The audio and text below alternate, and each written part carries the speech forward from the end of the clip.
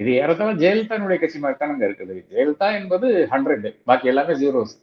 அதே மாதிரி தான் இப்போ விஜய் என்பது 100, பாக்கி எல்லாமே ஜீரோஸ். அந்த மாதிரி தான் அவர் வச்சிருக்கிறாரு. வேற அதுக்கு மேல அவர் வேணும்னு அவர் விருப்பப்படக்கூட இல்லைன்னு நினைக்கிறேன் நான். இல்லை என்றால் அந்த அளவுக்கு வந்து அவர் டிஸ்கஷன் எல்லாம் இறங்கி எல்லாத்துக்கிட்டையும் 4 பேர்கிட்ட பேசி அப்புறம் அதற்கான ஒரு யுக்தியை வந்து அவர் வந்து தயாரித்திருக்கிறார். இப்ப பண்ருட்டி ராமசாமி என்ற நபர் வந்து தேமுதிக ஆரம்பிக்கிற காலத்தில் தேமுதிக போயிருந்தாரு.